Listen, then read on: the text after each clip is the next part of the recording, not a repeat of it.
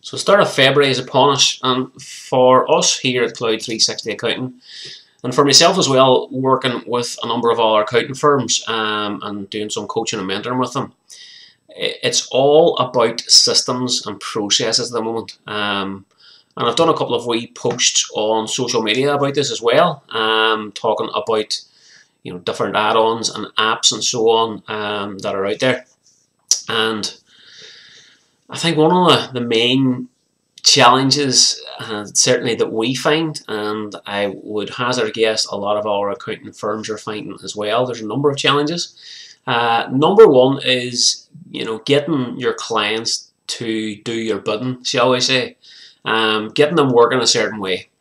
This week, for example, we've quite a few VAT returns for the December quarter to get filed before Friday, and as luck would have it, we didn't get a chance to review some of those during the month of January. We had a few other things on, and some of the clients have actually not been keeping their books as up to date as they normally would for various reasons. So you kind of have that perfect storm situation, which really, for me, brings into my mind the question of what is the system and process. Do we need to refine it for ourselves as the firm, or do we need to start refining it with the clients?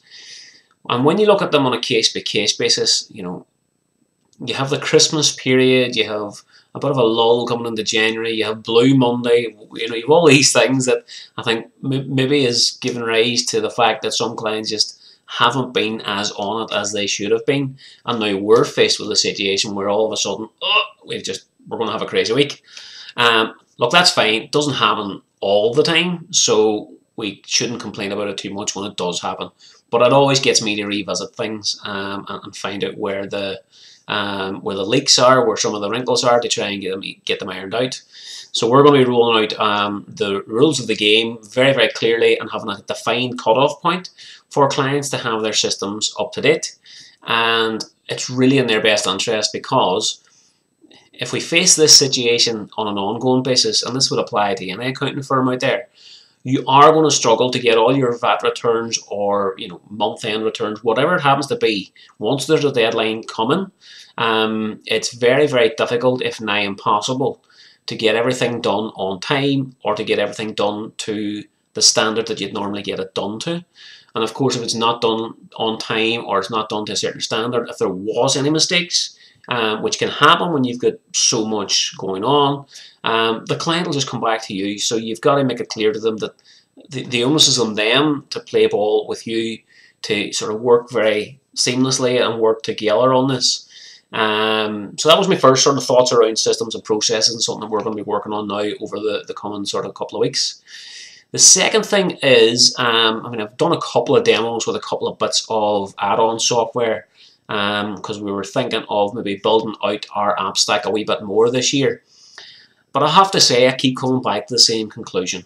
There was two apps in particular that I heard good things about, and on social media people seem to be loving it, and it does great things, and some of these are award-winning and so on.